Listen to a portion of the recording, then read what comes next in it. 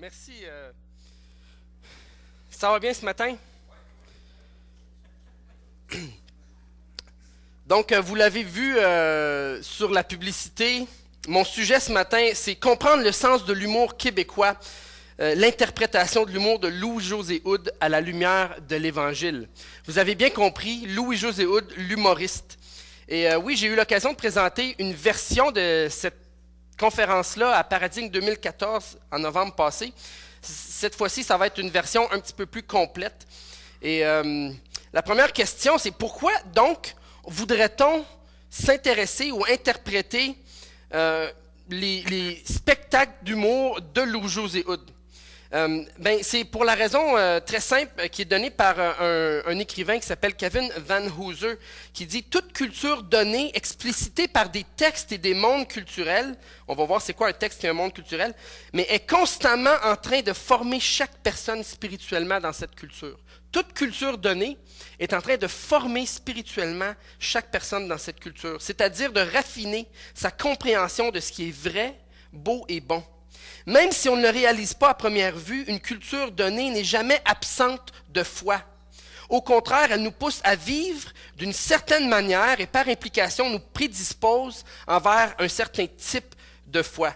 Et lorsqu'on parle d'un texte culturel et on parle de vouloir interpréter un texte culturel, il y a un parallèle à faire avec ceux qui sont habitués d'interpréter des textes bibliques. Lorsqu'on cherche à interpréter un texte biblique, on veut en faire l'exégèse. On veut savoir quelle est l'intention de l'auteur, quel était l'arrière-plan culturel, social, historique, comment les gens qui ont eu ce texte-là dans la Bible l'ont compris. Qu'est-ce que l'auteur voulait leur communiquer? Puis on essaie d'en faire l'exégèse puis de voir l'interprétation de ce texte-là, comment elle peut s'appliquer à nous aujourd'hui. Eh bien, vous savez quoi? Avec tous les différents éléments qui sont présents dans notre culture, on peut faire exactement la même chose. Pas exactement, on ne va pas utiliser la même méthode, mais sensiblement, on peut et on a la responsabilité d'interpréter ce qui est dans notre culture et qui tente constamment de nous influencer. Puis c'est justement l'une des premières raisons pourquoi on veut faire ça. C'est parce qu'on doit être vigilant quant à la culture dans laquelle on se trouve et qui nous influence constamment. Parce que le christianisme, tel que vécu partout dans le monde de manière différente, partout dans le monde n'est jamais vide de culture. Ou le christianisme n'est jamais non influencé par la culture. Même si on veut se le faire croire, c'est pas vrai. On a des influences. Puis c'est important de discerner quelles sont ces influences, puis de voir comment on doit les gérer. Mais parce que on croit que Dieu existe en tant que créateur du monde, puis que la Bible est la parole de Dieu, on croit aussi que la Bible propose une vision du monde et sa propre culture chrétienne dans un sens, c'est-à-dire une manière de voir le monde, puis d'y vivre, qui correspond à ce que le monde est en réalité, puis pas une déformation de ce monde-ci. Non seulement notre culture influence notre christianisme et notre foi, mais notre christianisme veut aussi proposer lui-même une certaine culture. Donc, on doit être vigilant quant aux influences qui s'en viennent vers nous. Mais la mission que Jésus a donnée à l'Église exige, si vous voulez, ou requiert qu'on fasse de l'interprétation culturelle. Parce que notre mission se fait au sein de la culture. Ce n'est pas dans un vide culturel qu'on veut apporter l'Évangile. On est appelé à proclamer et pratiquer l'Évangile au sein de notre culture québécoise en 2015. Donc, on a besoin de bien comprendre quelle est cette culture, quelles sont les choses qui sont en accord avec l'Évangile ou non, pour être capable de discerner comment apporter l'Évangile d'une manière pertinente. Fait qu'en tant que chrétien, on croit que ce monde-ci dans lequel nous vivons, c'est le monde de Dieu, celui qui l'a créé, sur lequel il est souverain. Donc, notre attente va être que tout texte culturel ou tout élément culturel, juste pour que vous puissiez comprendre c'est quoi un texte culturel là, plus facilement, voici des exemples de textes culturels. N'importe quel film qui est produit dans notre culture, n'importe quelle chanson, n'importe quelle émission de télé, n'importe quel livre qui est écrit ou article de journaux, ce sont tous des textes culturels. C'est comme ça qu'on va définir l'expression texte culturel. Et l'idée, c'est que notre attente, c'est que tous ces différents textes culturels-là, par exemple des spectacles d'humour comme ceux de Louis-José Hood, vont avoir des parallèles et des points de divergence par rapport à l'histoire de Dieu ou l'histoire du monde dans lequel on se trouve. Nous, là, les chrétiens, on croit que ce monde-ci, c'est le monde de Dieu, puis que l'histoire qui englobe notre monde, l'histoire qui englobe toute notre existence et le sens de notre vie, c'est l'histoire de la rédemption de Dieu qui nous est présentée dans la Bible. Et donc, si nous vivons dans le monde de Dieu, puis qu'on est des créatures de Dieu, il faut s'attendre qu'un gars comme Louis-José Hood, quand il va faire de l'humour, dans son humour, il va se retrouver des points de correspondance avec la foi chrétienne, puis des points de divergence aussi avec la foi chrétienne. Fait que c'est une des choses qu'on veut faire ce matin. On veut se poser la question, ce que ce texte culturel forme spirituellement chez une personne, est-il plus proche ou plus éloigné de ce que le monde est en réalité, le monde de Dieu? C'est-à-dire du monde de Dieu tel que la vision chrétienne du monde le comprend. Ce qu'on veut se demander ce matin par rapport à Louis-José Hood, c'est ce qui se retrouve dans son humour. Est-ce que c'est plus proche de ce que Dieu a, comment Dieu voit le monde, puis qu'est-ce que Dieu dit, comment on devrait vivre dans ce monde-là, ou est-ce que c'est plutôt éloigné? Puis à quel niveau est-ce que c'est plus proche ou éloigné? C'est cette question-là qu'on veut regarder ensemble. Mais pourquoi avoir choisi d'interpréter l'humour comme un texte culturel au Québec? Et il y a plusieurs raisons. Plusieurs s'entendent pour dire que l'humour au Québec est en lien avec la colonisation, une réponse à un sentiment d'infériorité des Québécois, qui historiquement, puis encore aujourd'hui, lutte contre l'assimilation. Donc il y a comme un lien particulier, il y a quelque chose de particulier avec l'humour au Québec. Ce serait comme un mécanisme de défense, de contestation et même un effort de déclarer notre identité collective face à ceux qui nous ont colonisés, par exemple. Puis aujourd'hui, honnêtement, l'humour a une place sans précédent dans notre société. En 2010, on a dit que la province compte plus d'humoristes que n'importe quel endroit de la planète par capita. Ça, c'est en termes de ratio. C'est ici qu'on a le plus d'humoristes par personne dans le monde entier. En plus de ça, le Québec a une école nationale de l'humour, puis cette école-là n'aurait aucun équivalent mondial ou précédent historique. On serait comme le seul endroit dans le monde qui a ce genre de choses-là, qui est subventionné par le gouvernement, où tu peux aller à l'école puis avoir un diplôme comme un humoriste professionnel. Les humoristes sont le plus souvent reconnus pour leur spectacle d'humour sur scène au Québec, mais on les retrouve dans plusieurs médias. Ils ne sont pas juste sur la scène, ils sont en fait partout. Radio, télévision, journaux, dans divers types de productions, dans des galas, des festivals, des émissions de variété, des spectacles, des films, en tant qu'animateur, chroniqueur et comédien. Les données statistiques et économiques confirment que l'humour est bel et bien dans une classe à part au Québec, comparé aux autres arts de la scène. C'est l'humour qui récolte la plus grosse partie de la tarte en termes de revenus. Ceci, c'est sans oublier la transformation que l'humour a subie jusqu'à devenir, à partir des années 80-90, réellement une industrie du divertissement à part entière. Fait qu'il y a de l'argent à faire là. Le Québec est une société dite humoristique, dans le sens sociologique. C'est une expression qui nous vient d'un gars qui s'appelle Gilles Lipovetsky, qui lui critiquait cette idée-là que la société est vraiment humoristique.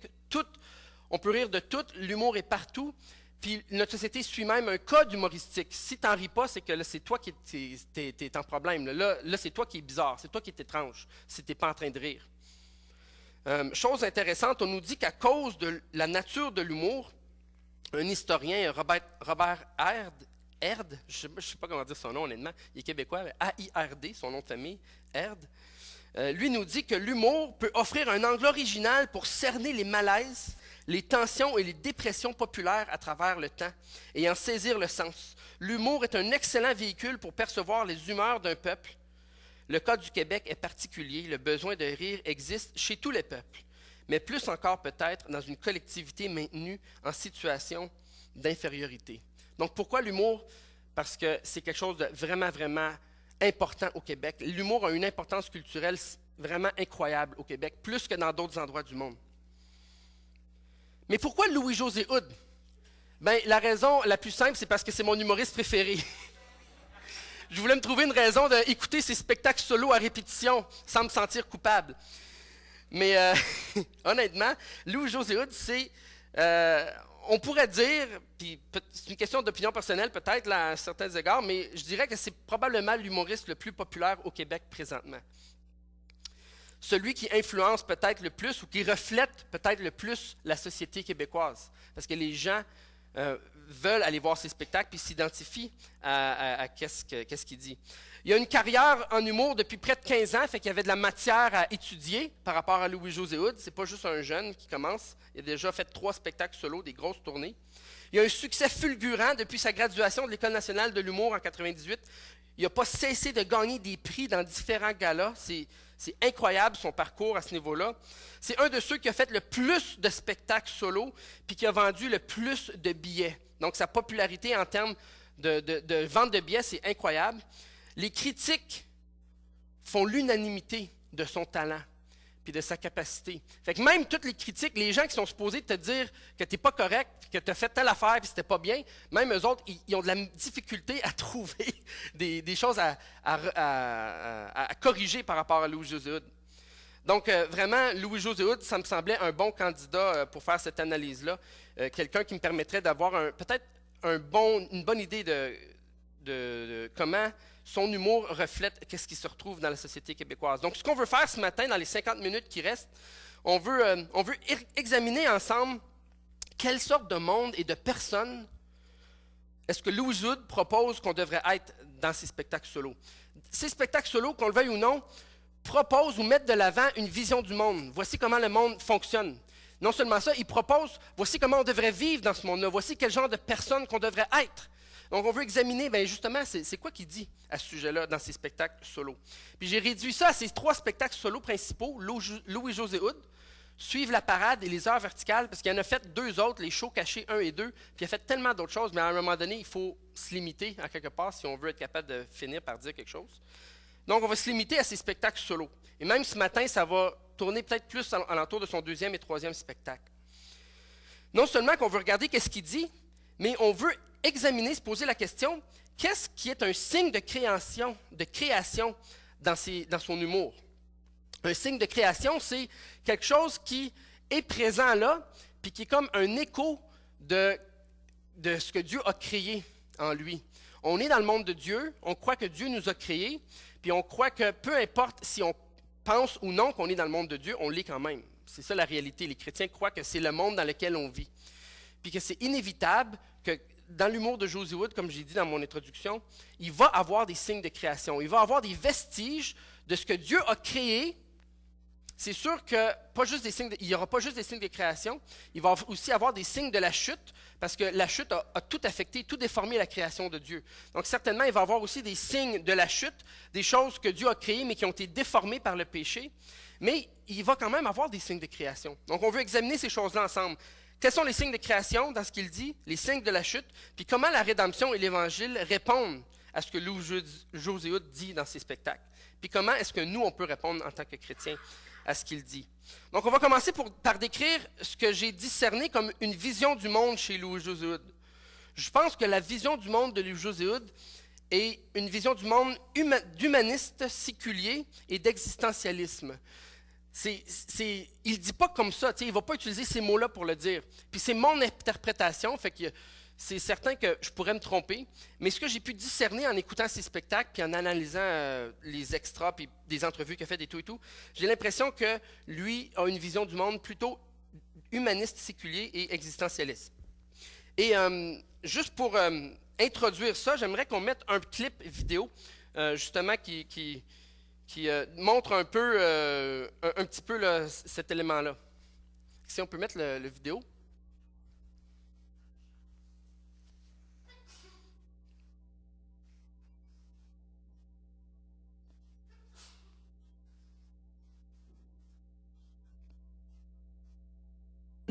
Ça se met à sentir le brûlis, il y a de quoi qui brûle là-dedans. Ça vient de la maison, rentre en dedans, arrive dans la cuisine, le feu est pris dans le four.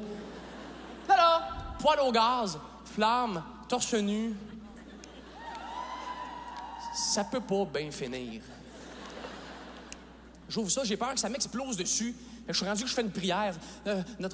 Seigneur...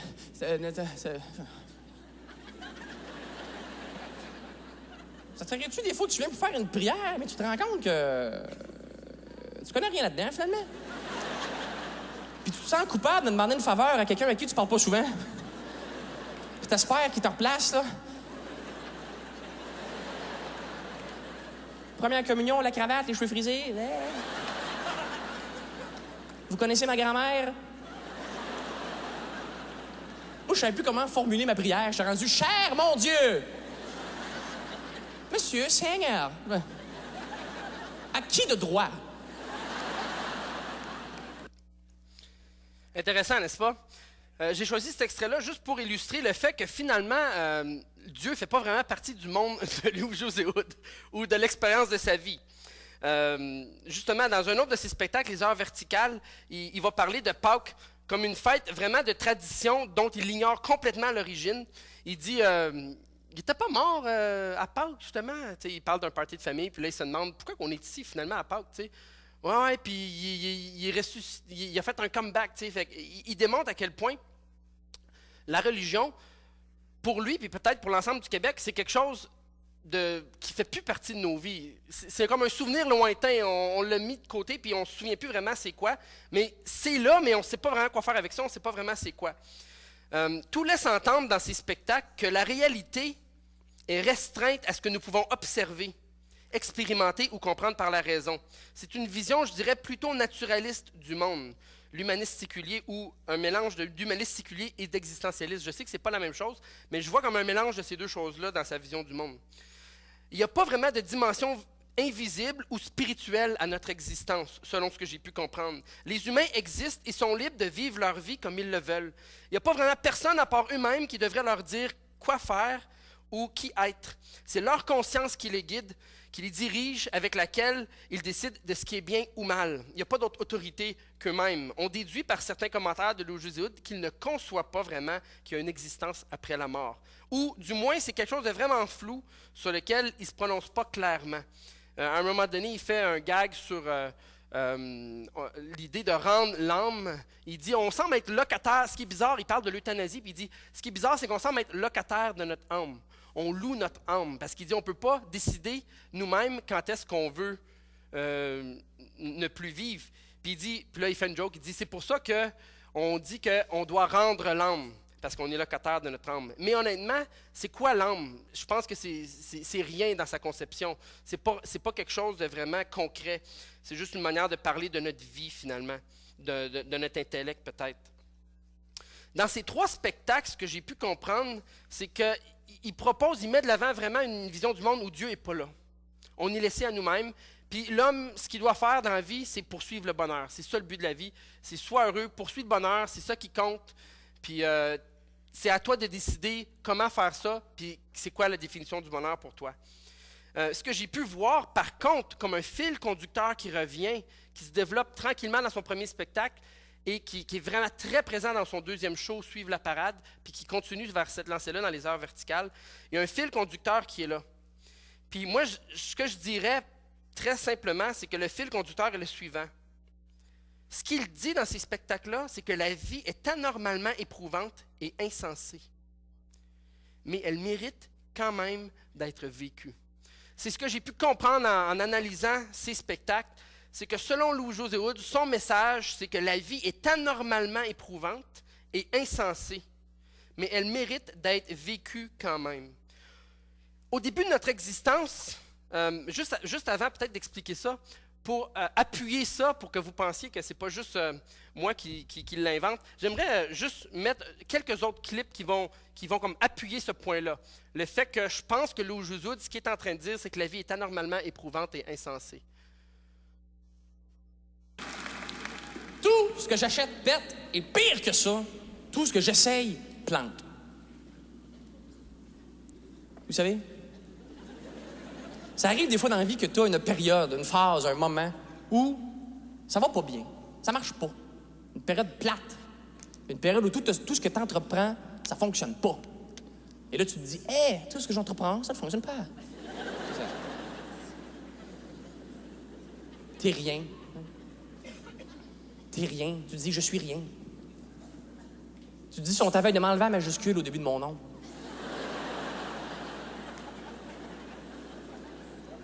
Ils vont me mettre entre parenthèses dans le bottin.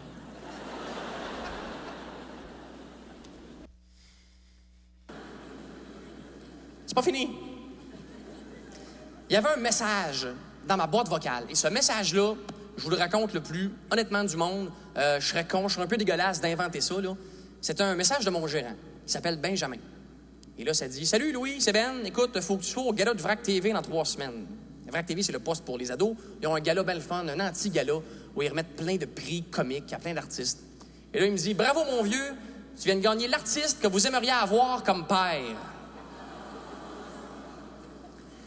La journée de l'avortement.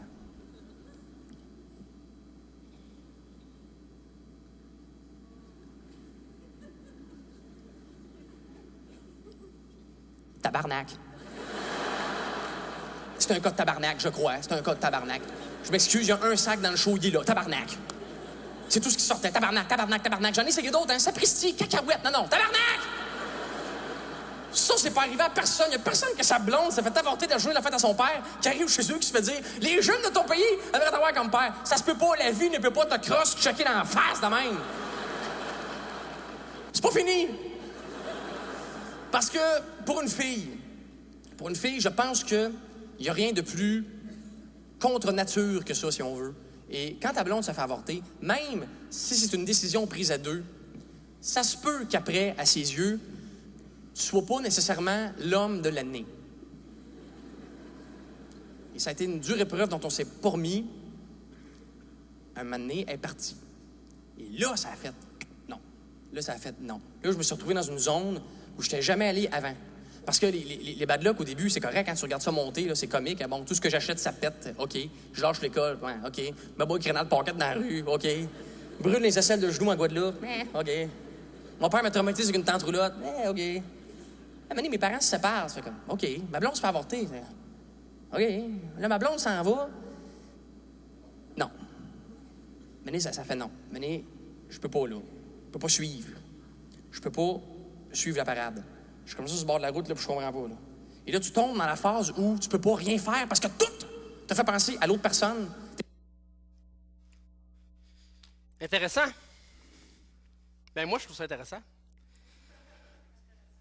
Au début de notre existence, nous avons toutes sortes d'attentes et de rêves que nous considérons comme raisonnables et logiques. C'est la conviction de Louis José Hood. Dans son premier show, il parle de ses premières expériences, puis comment finalement il y a de la difficulté dans ses premières expériences, il paraît un peu niaiseux, sa première job, la première fois qu'il était allé à un party, puis tout ça.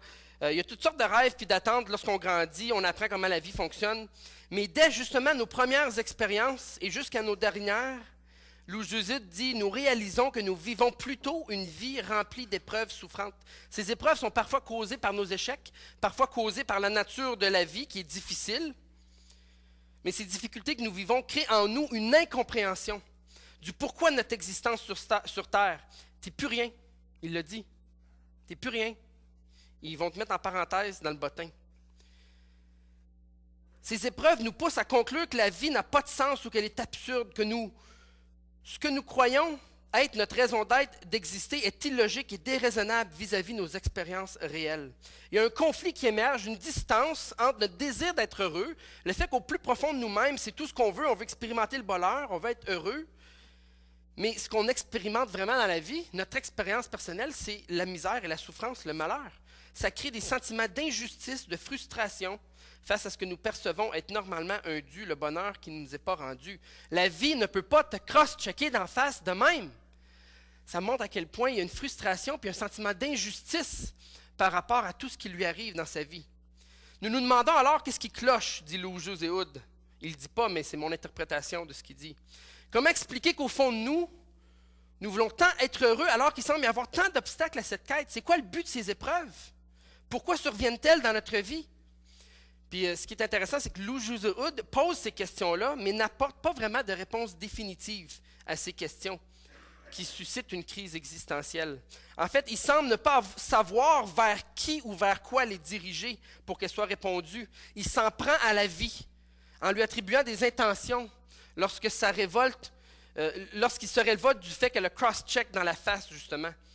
Il dit que si le hasard existe, si on ne l'a pas vu, mais si le hasard existe et qu'il le rencontre par hasard, il va y péter à la gueule. Mais qu'est-ce que la vie? Quand il dit la vie ne peut pas te cross-checker d'en face de même, c'est quoi au juste la vie? Une manière de parler justement du hasard? Une force qui peut poser des actions intentionnelles comme un double échec d'épreuve, un cross-check. J'ai vérifié la définition de cross-check dans le dictionnaire en français. C'est un double échec. Est-ce que la vie, c'est ça? Une force intentionnelle qui te fait un double échec? On ne sait pas vraiment, en fait. C'est que ça reste un concept flou, comme pour éviter de donner un nom précis à quoi que ce soit qui pourrait jouer un rôle dans notre destin. Il n'identifie certainement pas la vie à la personne du Dieu de la Bible, mais il sent le besoin de lui attribuer à la vie des intentions. Donc, la vie est anormalement éprouvante et insensée. C'est une partie de son message, mais ce n'est pas tout. C'est quoi la solution? Que faire alors devant le fait que la vie est anormalement éprouvante et insensée? L'Au-Jésus suggère que tout ce que nous pouvons faire est d'essayer de ne pas se laisser submerger par toutes ces épreuves. Nous devons essayer de suivre la parade. Il a mentionné la parade au début de son show, puis il la mentionne à la fin. Il ne l'a pas mentionné au début, mais on l'a vu dans le clip qu'il a mentionné. Il dit à un moment donné, tu es là sur le bord de la route, il dit, je ne suis pas capable de suivre la parade. Puis, c'est-à-dire, quand il parle de suivre la parade, ce qu'il veut dire, c'est survivre finalement à la parade d'échecs et d'épreuves qu'on expérimente chacun d'entre nous. Puis, j'aimerais mettre un autre clip, plutôt assez court, là, mais où on voit son commentaire à ce sujet-là. Change trop vite! Mon grand-père a eu mon père à 20 ans. Est-ce que c'est possible juste de le reculer? On a manqué la première partie, puis c'est vraiment important. Juste une couple de secondes.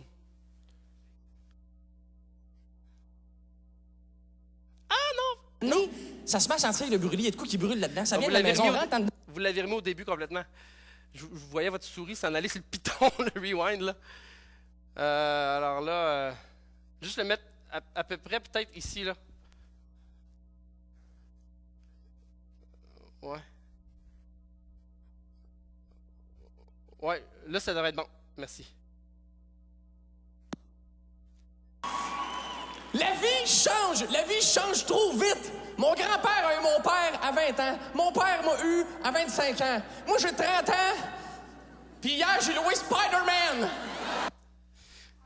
Ça, c'est la première ligne de son show. C'est la première chose qu'il dit dans son show, suivre la parade. Voulant dire, tu sais, mon père, mon grand-père étaient responsables, eux autres, ils étaient quelqu'un. Moi, je suis un peu innocent. Moi, je suis là, j'ai 30 ans, puis je suis encore en train de... Ce qui m'intéresse dans la vie, c'est Spider-Man. Tu sais, c'est pas des choses très, très importantes, très, très sérieuses. Mais écoutez la dernière ligne de son spectacle. La vie change, hein? La vie change trop vite. Mon grand-père a eu mon père à 20 ans. Mon père m'a eu à 25 ans. Moi, j'ai 30 ans, puis j'essaye de suivre la parade. Intéressant. Complètement différent comme conclusion. Après avoir vécu toutes ces épreuves, ces difficultés, il n'y en est plus au point de regarder Spider-Man hier soir, mais il y en est au point d'essayer finalement de survivre à sa vie, survivre à cette série d'épreuves. Puis dans son troisième show, Les Heures verticales, malheureusement, je n'ai pas de clip parce qu'il n'y a pas de DVD qui existe, parce qu'il est en train d'en faire une tournée encore. Mais dans son troisième show, ce qu'il suggère, c'est que pour suivre la parade, il faut être vertical. Il faut être solide, il faut être droit. Puis il définit ça d'une certaine manière, mais au moins il y a la conviction que la vie ne contient pas seulement le malheur. Parce que quand il dit à la fin de son deuxième show, j'essaie de suivre la parade, ça laisse une porte ouverte à quoi? Peut-être au désespoir. J'essaie de suivre la parade, mais j'en serai pas capable. Fait que je trouve bien juste me suicider, me tirer une balle. Ou ça peut laisser la porte ouverte aussi. J'essaie de suivre la parade, puis peut-être je vais réussir. Puis en fait, lui, il espère qu'il va réussir. Puis il espère que tous ceux dans son audience aussi pourront réussir à suivre la parade. Donc, il y a la conviction, on le voit plus dans son troisième show, que la vie ne contient pas juste des choses malheureuses. Elle contient aussi de belles choses qui méritent d'être reconnues et défendues. Puis pour suivre la parade, il faut être vertical devant les difficultés de la vie. C'est le point de son troisième show. Il propose de se trouver un sens à la vie dans notre capacité à résister aux épreuves, à être vertical, solide, droit devant l'adversité, malgré qu'on n'a pas les réponses à toutes nos questions, à toutes nos frustrations, puis à tous nos sentiments d'injustice. Puis ça, être vertical, selon Louis-José Hood, dans son troisième show, c'est chercher à vivre pour le bien des choses que nous valorisons. C'est voir la valeur dans la vieillesse. Il parle de la vieillesse. Voir la valeur chez ceux qui nous ont précédés, les respecter, les aimer, nos parents. Voir la valeur dans les relations d'amour qui durent chez nos parents et nos grands-parents qui ont pris soin de nous. Choisir de vivre pour le bien de ces choses et de ces personnes, malgré les obstacles, les défis, les difficultés, la brutalité de la vie et la vitesse avec laquelle elle nous bouscule. Pour vivre sa vie, c'est vivre sa vie pour quelque chose d'autre que soi-même, vivre sa vie dans le don de soi aux autres. Puis tu vois ça vraiment ressortir dans les heures verticales. Puis il fait un dernier commentaire sur qu'est-ce que ça veut dire d'être vertical. Puis c'est la blonde qui demande à son chum, qui avait été parti pour une fin de semaine de camping avec ses amis, puis c'était la plus belle fin de semaine de sa vie, puis en revenant, la blonde demande à son chum comment ça s'était passé, puis le chum dit « c'était correct ». Alors que c'était vraiment la fin de semaine la plus écœurante de sa vie. Puis à ce moment-là, Louis-José dit « Tu es très, très vertical, tu l'aimes encore et tu as tout compris ». Je pense que finalement, d'avoir tout compris ici signifie avoir reconnu les personnes et les choses qui ont de la valeur dans la vie. Comme ta relation avec ta blonde, l'amour qu'on peut vivre avec une autre personne. Puis faire, pas juste l'avoir reconnu, mais faire ce qu'il faut pour les conserver. Dans un sens, tout comprendre, parce qu'il dit tu as tout compris, c'est de comprendre qu'on ne peut pas tout comprendre au sujet de la souffrance puis du sens de la vie. Mais de quand même choisir de vivre pour le bien des choses qui valent la peine qu'on vive pour elles. Donc la vie est anormalement éprouvante et insensée, mais elle mérite d'être vécue quand même. C'est ce que je comprends de l'humour de Louis-José Hood. Puis je vous invite à aller voir ces spectacles ou à les louer en DVD si vous avez l'occasion. C'est quelque chose qui fait vraiment réfléchir. Il y a vraiment de quoi là. Maintenant, ce qu'on veut faire, après avoir examiné sa vision du monde puis son message dans ses spectacles, on veut mettre en relation ce que Louis-José Hood dit dans son humour avec l'histoire de la rédemption. Puis pourquoi exactement est-ce qu'on veut examiner la Bible, ce que la Bible dit sur le sens de la vie et de la souffrance, puis chercher à le mettre en lien avec ce que Louis-José Hood dit? Pourquoi on cherche à faire ça? C'est parce que je suis convaincu que soit le monde dans lequel on est, c'est le monde de Dieu, ou soit que ce n'est pas le monde de Dieu. Guillaume nous disait, soit Dieu existe, ou soit Dieu n'existe pas. Il n'y a pas, hier soir, il nous disait ça, il n'y a pas d'entre les deux. Puis, deuxièmement, moi, en tant que chrétien, je crois que nous vivons dans le monde de Dieu. Que ce monde-ci, là, c'est le monde que Dieu a créé. Puis troisièmement, je suis convaincu que le texte culturel de l'humour de Louis-José Hood existe dans le contexte de l'histoire de la rédemption, de l'histoire que le monde de Dieu raconte, de l'histoire que la Bible nous raconte au sujet du monde de Dieu. Donc, si pour comprendre un texte culturel, il est nécessaire de connaître son contexte, puis si le texte de l'humour de Louis-José Hood se trouve, son vrai contexte, c'est le monde de Dieu, puis c'est l'histoire de Dieu, de la rédemption, bien, c'est important, alors, c'est nécessaire même de comprendre l'humour de Louis-José Hood à la lumière de l'histoire de Dieu dans laquelle il s'insère, c'est-à-dire l'histoire de la rédemption. Puis on va regarder ensemble, à travers la création, la chute, la rédemption, des éléments dans les spectacles de Louis-José Hood qui montrent justement cette vérité-là, que l'humour de Louis-José Hood est en train d'être fait dans le contexte de l'histoire de Dieu. Puis on va voir des signes de création, comme je disais tantôt, on va voir des signes de la chute, des choses que Dieu a créées, qui sont encore là présents, des choses que Dieu a créées, mais qui ont été déformées par le péché et par la chute. Puis on va voir qu'est-ce que Dieu propose comme solution pour racheter, pour reformer à ce que c'était avant, ce qui a été déformé par le péché à travers la rédemption. Donc, le premier signe de création que j'aimerais vous proposer, c'est que, donc la première chose que je trouve dans l'humour de Louis-José Hood, qui est un écho de ce que Dieu a créé dans ce monde et en lui, c'est son questionnement honnête devant la dure réalité de la vie. Je trouve qu'une des forces de l'approche de Louis-José Hood vis-à-vis le sens de la vie et de la souffrance, c'est le fait qu'il se pose des questions, justement. Il y a tellement de monde qui vivent leur vie, on en a parlé avec le rue Naufrage hier soir, mais qui vivent leur vie sans se poser de questions. C'est le matérialisme, c'est go, c'est le succès, c'est le travail, c'est ci, c'est ça. On ne veut pas s'arrêter pour réfléchir. Quand on a parlé de la question, est-ce que c'est plus important de se questionner ou de trouver, ou de chercher ou de trouver la réponse, on a conclu que c'est important de chercher. autant que de trouver la réponse aussi, c'est important de la trouver. Mais il y a tellement de monde qui ne cherche même pas. Il faut que ça commence en quelque part. Puis Lou Joséhoud, une des forces, je trouve, c'est que lui, justement, il donne l'opportunité aux gens de s'arrêter puis de se questionner sur leur vie. Ça donne vraiment une opportunité à ses auditeurs de réaliser que leur vie est fragile, soumise aux épreuves, aux échecs, qui ne sont pas tout-puissants ou invincibles. Dans ce sens, il y a une correspondance avec l'histoire biblique. C'est vrai qu'il n'affirme pas, comme la Bible le fait, que les êtres humains sont des créatures de Dieu, mais il apporte les auditeurs à une reconnaissance que les êtres humains ont un état de finitude humaine. Puis il donne son exemple pour appuyer ça. À tous ceux qui naviguent dans la vie sans chercher à se questionner, Lou Joséhoud les pousse à s'arrêter pour une fois, puis se poser des vraies questions au sujet de leur existence temporelle. Un deuxième signe de création, c'est le suivant, c'est que Lou Joséhoud a un sentiment que le monde devrait fonctionner d'une certaine manière. Ça, c'est vraiment intéressant. En fait, il ne dit pas directement « le monde devrait fonctionner d'une certaine manière ». Par contre, il reconnaît qu'une vie remplie de souffrance n'est pas normale. La vie est anormalement éprouvante. Puis ça implique une reconnaissance qu'il y a une norme pour une belle vie remplie de bonheur, une norme qui est malheureusement trop souvent déformée et brisée, selon son opinion.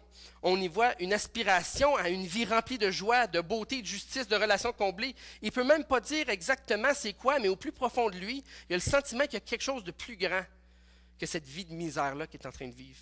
Puis c'est intéressant, C.S. Lewis disait que la soif ne pointe-t-elle pas vers au moins l'existence de ce qui peut étancher la soif? De la même manière, pour la faim et la nourriture, le fait qu'on ressent la faim, est-ce que ça ne pointe pas vers l'existence qu'il y a quelque chose pour satisfaire cette faim-là, la nourriture? Puis je dirais que c'est la même chose pour le désir d'être heureux et ce qui peut vraiment me satisfaire. Puis c'est ce que C.S. Lewis dit en anglais, il dit « Creatures are not born with desires unless satisfaction for those desires exist. » Les créatures ne sont pas créées pour des désirs, à moins que la satisfaction de ces désirs-là existe.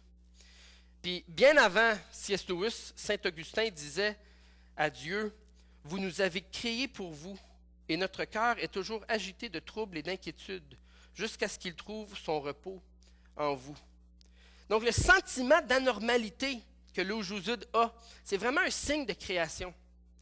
Parce que la création implique que Dieu a créé le monde pour que le monde fonctionne d'une certaine manière. Puis il nous a créés dans ce monde-là pour que nous y vivions d'une certaine manière, pas n'importe comment. Puis c'est connecté à Dieu. Donc malgré que les êtres humains vivant après la chute le nient ou simplement l'ignorent activement, malgré qu'ils ne suivent pas les normes créationnelles de Dieu, ça veut dire la manière dont Dieu a créé le monde puis comment il veut que le monde fonctionne, le fait qu'ils vivent dans le monde de Dieu puis qu'ils ont été créés par Dieu implique qu'ils ne peuvent pas enlever totalement leur désir de bonheur, leur conviction profonde qu'il existe pour être heureux. Autant qu'ils voudront essayer de l'enlever, ils ne seront pas capables, ça va toujours rester là. Puis John Piper disait, le problème, ce n'est pas qu'on poursuit notre bonheur, mais qu'on le poursuit à la mauvaise place. Ces désirs demeurent dans l'esprit de tout le monde comme des échos lointains de ce qu'ils tentent sans succès d'oublier. Je crois que c'est le cas de Lou Joséhoud, puis ce qui ressort dans son sentiment que la vie est anormalement éprouvante, c'est exactement ça. Puis ce qui est intéressant, c'est que ce sentiment-là de Lou Joséhoud, que la vie est anormalement éprouvante, est plus proche ou plus compatible ou correspond davantage à une vision chrétienne du monde créé par Dieu qu'à une vision naturaliste du monde, qui est apparue et qui fonctionne par hasard sans but ou intention précis.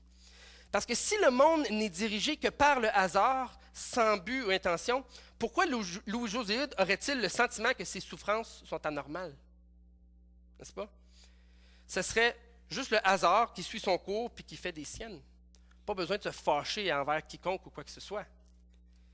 Donc, c'est vraiment intéressant ici, le fait qu'il sent que c'est anormal démontre finalement qu'il y a un signe de création là-dedans. Ça rejoint vraiment ce que la Bible a à dire sur la question de la souffrance aussi. Justement, ça m'amène à un autre point qui est très relié à celui que je viens de dire, un autre signe de création, que la réaction naturelle de Lou Joséhoud vis-à-vis les difficultés de sa vie trahit une conception chrétienne du mal et de la souffrance.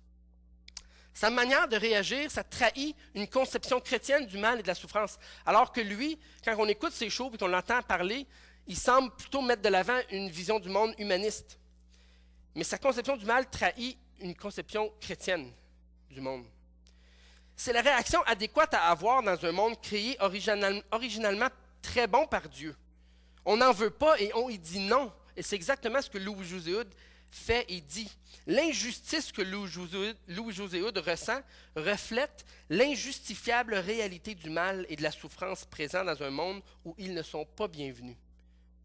Certains ont déjà proposé que le mal n'est que l'absence du bien, ou sinon que la souffrance n'est qu'une illusion ou une réaction neurobiochimique dans notre cerveau.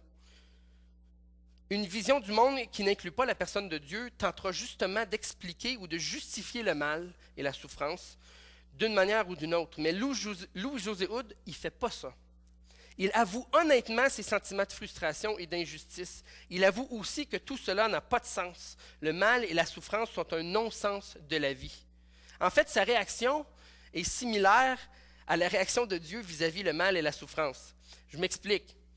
Ce n'est pas similaire dans le sens que pour Dieu, le mal et la souffrance ne sont pas un non-sens, mais dans le sens que Dieu dit non avec Louis-José Hood au mal et à la souffrance.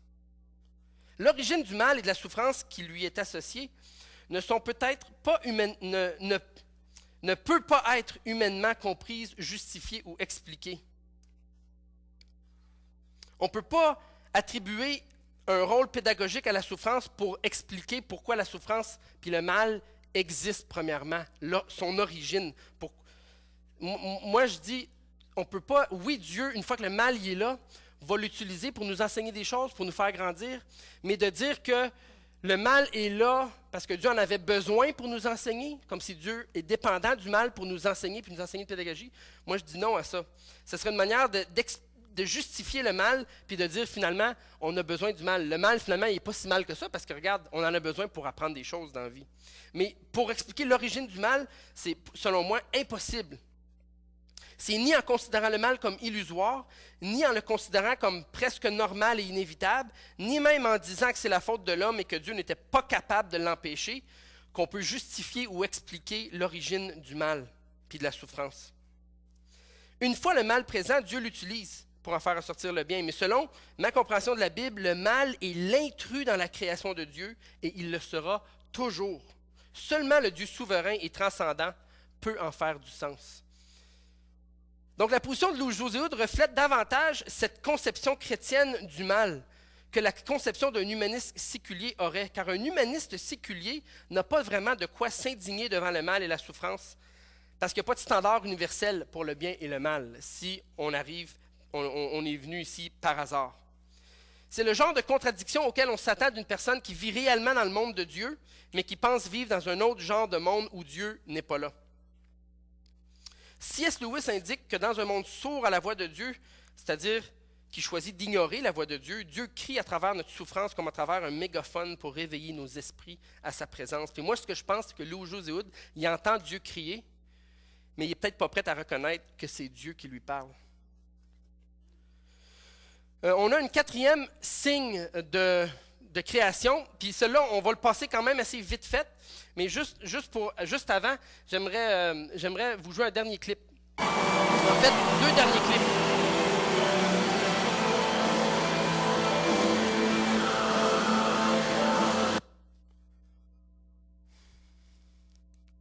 Maintenant, je trouve ça un peu plus plate parce qu'ils ont divorcé.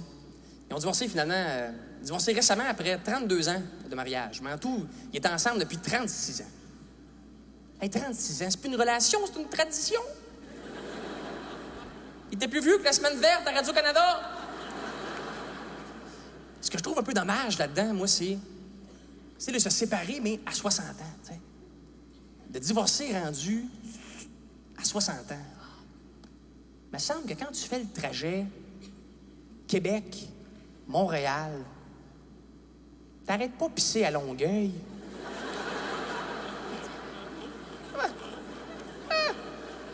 Tu fais un effort, tu te rends jusqu'au bout. Donc là, il parlait du divorce de ses parents.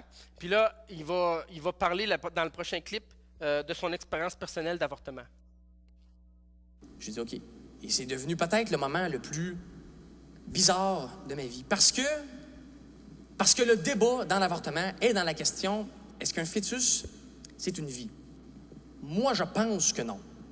Je me suis rendu compte, par exemple, que quand c'est ton fœtus, c'est un peu plus une vie d'un coup. Et là, je suis tombé dans un état, pas végétatif, là, mais cruditatif. Ça allait plus. On dirait que tout d'un coup, je ne comprenais plus pourquoi on faisait ça. J'étais en train de le regretter, puis ça se passait là. Puis je capotais, puis je me disais, ben voyons donc, qu'est-ce que c'est ça? C'est pas le temps d'avoir un enfant là, mais on s'arrangerait. Tout le monde s'arrange, tu sais. On en veut des enfants, puis ils vont être beaux. Puis c'est sûr qu'il y a le problème de l'hérédité, ça va décrister de fatigant, c'est sûr, tu sais, je suis là.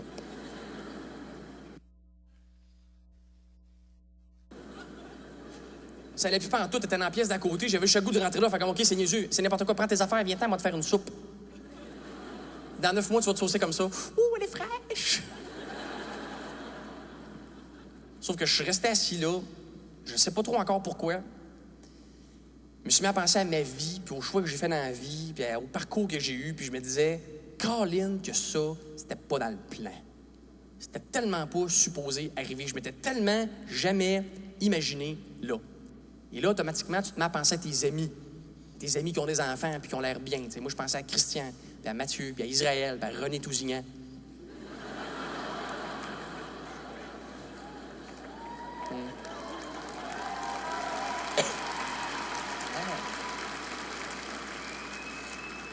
Et puis, j'ai même pas eu le temps de finir de penser qu'elle est revenue. C'était terminé. Puis, elle s'est couchée. Puis, j'ai pris sa main. Puis avec l'autre main, j'ai tellement déchiré le reçu. Puis, je l'ai regardé dans les yeux, là. Puis, je me suis dit, plus jamais. Évidemment, c'est sûr, je suis vraiment pas le premier qui vit quelque chose comme ça. Né, ça se met à sentir le brûlis. Il y a de quoi qui brûle là-dedans. Ça vient de la maison, rentre en dedans, arrive dans le... C'est bon, ça, c'était le premier clip. Donc, comme dernier signe de création, j'ai mentionné déjà le fait que Louis-José Hood se pose des questions.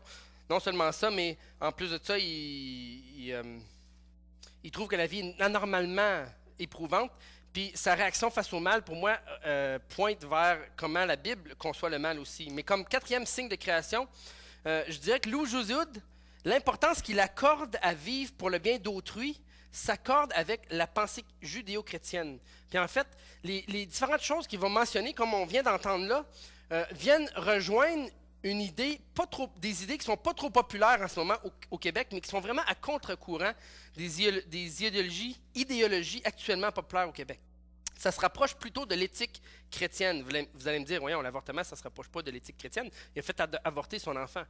Mais avez-vous vu comment par après, il repense à son avortement? C'est un homme rempli de regrets et de culpabilité face à ce qui est arrivé, puis il finit en disant « plus jamais », justement. Puis c'est vraiment intéressant parce que ici, lorsqu'on parle les valeurs que Louis-José Hood propose ou encourage dans ses spectacles d'humour, autant les trois spectacles, là, il va parler des choses comme la longévité d'une relation amoureuse, l'importance que les relations amoureuses durent, comme il en a parlé du divorce de ses parents, l'importance de se battre pour rester ensemble, au lieu de passer à quelqu'un d'autre au moindre défi qui se présente. C'est des choses que Louis-José Hood encourage puis met de l'avant. C'est souvent comme à contre-culture de ce qu'on a en ce moment au Québec. Non seulement ça, mais on parle aussi de la capacité de gérer la venue d'un enfant imprévu et la décision de s'arranger avec ça. Tout le monde s'arrange, il le dit, au lieu de se convaincre qu'on n'est pas prêt à être parent et que ce n'est pas le temps idéal. On parle d'honorer ses parents dans son troisième spectacle et d'en prendre soin dans leur vieillesse au lieu de les voir comme des obstacles à notre épanouissement ou des boulets à traîner. On parle de voir la valeur dans sa propre vieillesse et de profiter des moments, des années qui s'écoulent si rapidement au lieu de courir comme des poules pas de tête jusqu'à la fin de nos jours.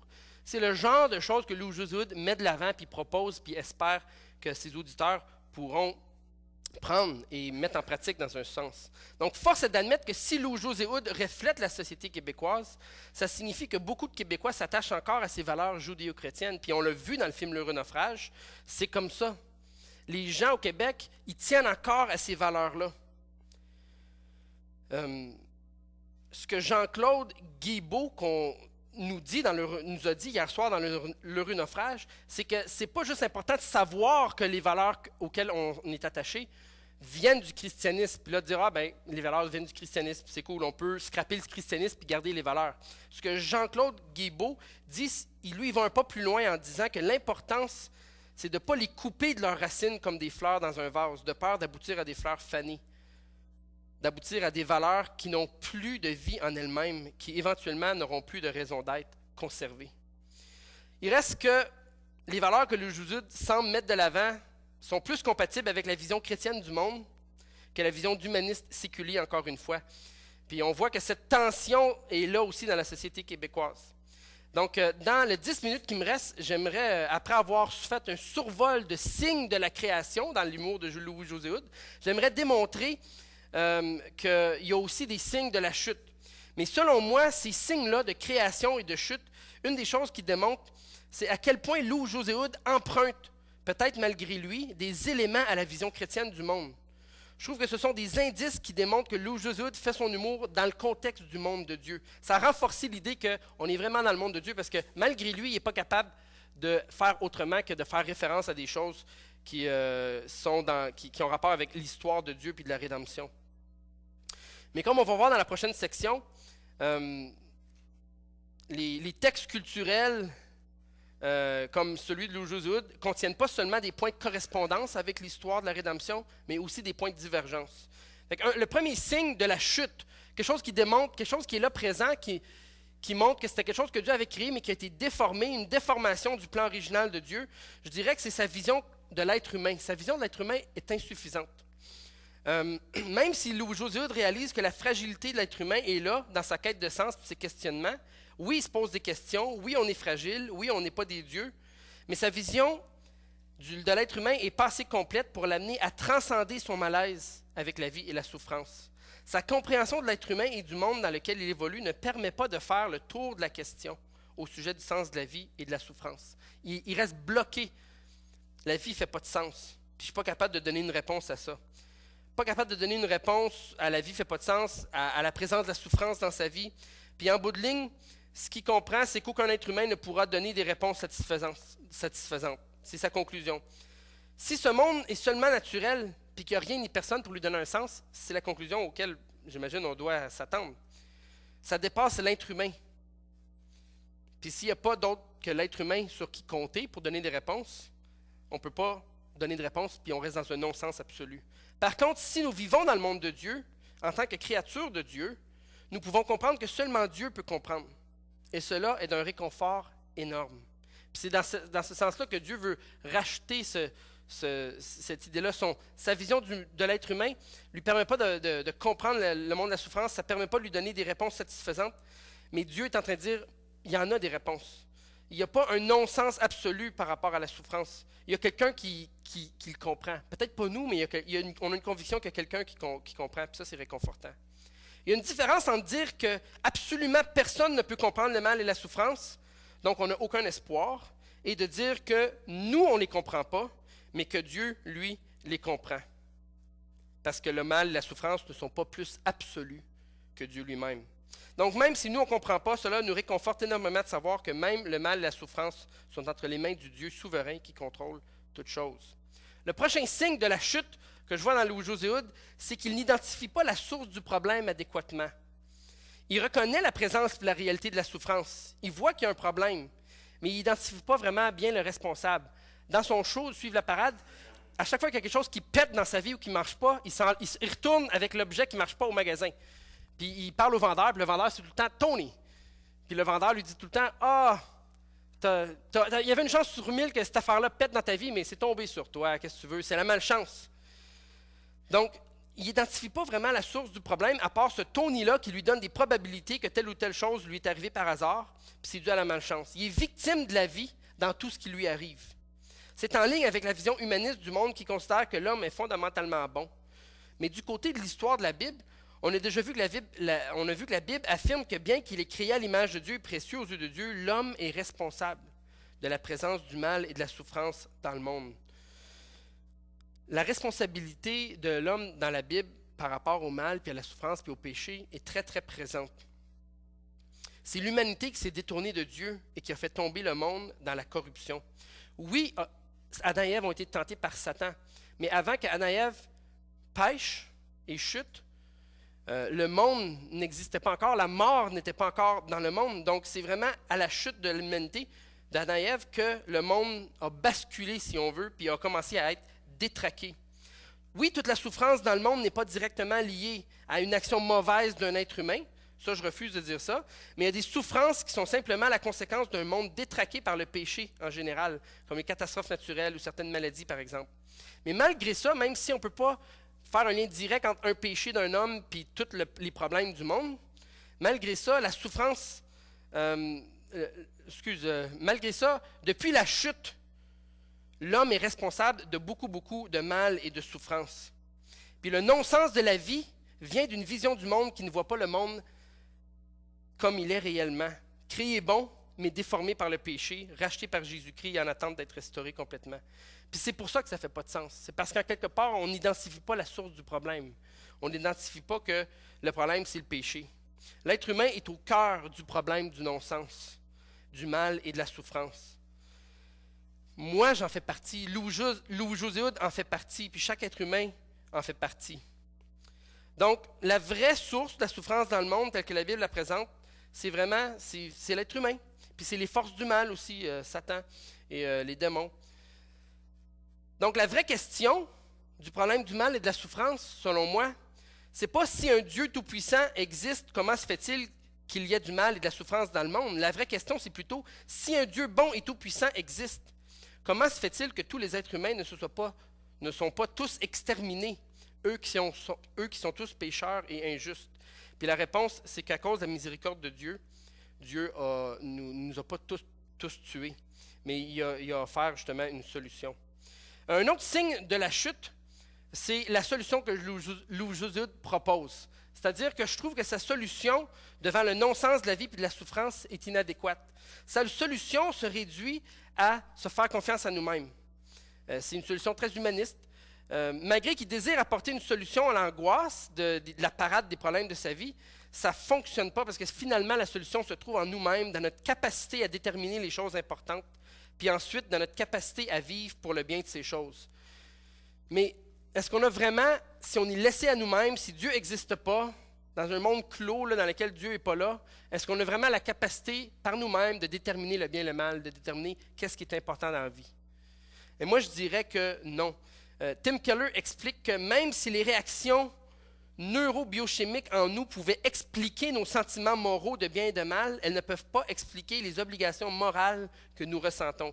C'est-à-dire que nous ressentons parfois que quelqu'un a une obligation morale de faire ou de ne pas faire quelque chose.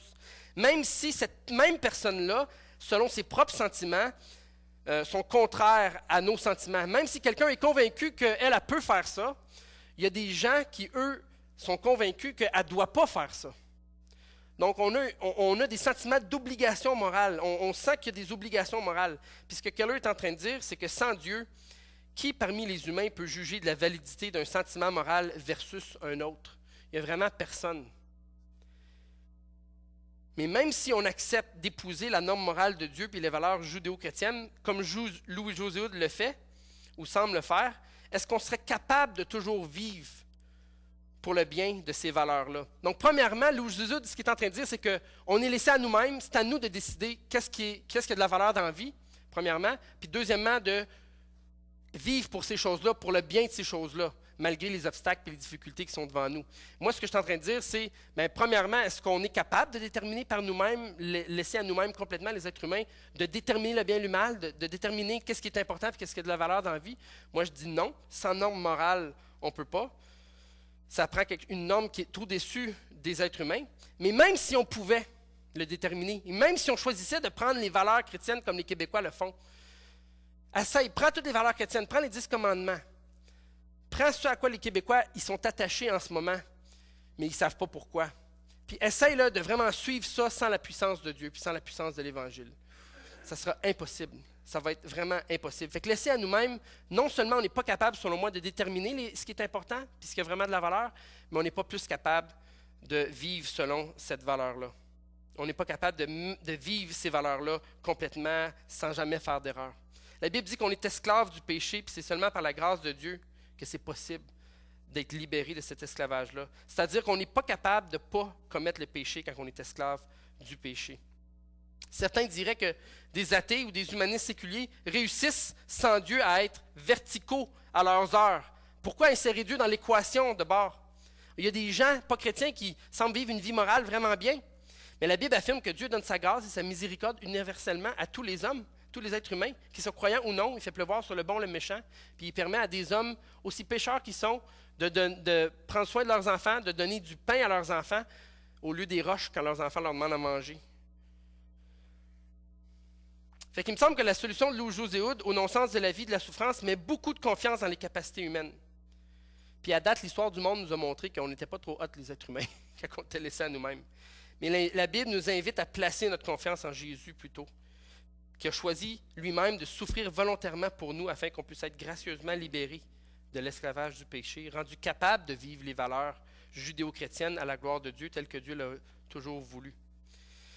Donc, juste une petite dernière note, je sais que mon temps est terminé, juste un court commentaire.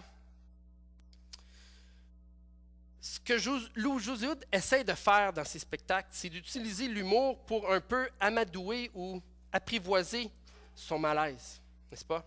Puis l'humour, je veux dire, en quelque part, sert à ça aussi. Je pense que ça peut être un des rôles corrects de l'humour. La mort attend tout être humain, puis on a beau chercher à être vertical devant les épreuves de la vie, même la mort de ceux qui nous entourent, là, à un moment donné, ça va nous rejoindre, puis on a besoin de savoir comment dealer avec ça. Maintenant, est-ce que l'humour est suffisant? T'sais, bien souvent, ce n'est pas une explication à la souffrance qu'on veut. On ne veut pas que quelqu'un nous explique pourquoi on souffre, mais on veut que quelqu'un nous aide à nous en sortir. On veut une solution, n'est-ce pas? Fait que le rire, il devient une tentative de faire face à ce non-sens, faire face au désespoir dans lequel la souffrance nous plonge. Puis c'est un outil pour essayer d'apprivoiser le non-sens de la vie puis de la souffrance. Mais honnêtement, c'est bien à cet égard-là. Mais honnêtement, l'humour, le rire que ça nous procure, s'estompe une fois que la joke est finie, n'est-ce pas? Puis on reste avec notre malaise, on reste avec notre souffrance, on reste avec notre mal puis notre non-sens. Mais dans la vision chrétienne du monde, l'humour est quand même un don de Dieu à l'humanité, puis une très bonne chose en soi. Mais comme tout don de Dieu, l'humour peut être mal utilisé ou utilisé pour le mal. Moi, je pense que Lou Joséhoud lui-même ne l'utilise pas mal, l'humour. Sauf que ce qu'on se rend compte, c'est que l'humour offre une pauvre consolation. On a besoin d'une consolation plus grande. Jésus, qui a subi des souffrances à la croix, jusqu'à la mort sur la croix, qui a vaincu le mal en ressuscitant d'entre les morts, lui, selon moi, peut apporter un réconfort à la hauteur de nos plus grandes souffrances humaines. Donc, j'espère que comment aller de l'avant avec tout ça? Bien, moi, je vous encourage à aller voir les spectacles de Lou Joséhoud. Louez son DVD, faites un petit party dans votre salon, invitez des amis à le regarder, puis avec un bon café ou une bière après, là, tout dépendant de vos convictions par rapport à ça. Mais vous pouvez comme en jaser longuement. Je vous le dis, là, il y a une opportunité qui est là. Tout le monde connaît Lou Joséhoud. Pas tout le monde a vu ses spectacles, mais tout le monde sait c'est qui. Il y a une opportunité là, en or, d'aller voir vraiment d'avoir des dialogues, des conversations super intéressantes au sujet des questions les plus profondes que l'être humain auquel il fait face. Fait que je vous encourage à faire ça. Puis j'espère que vous avez apprécié.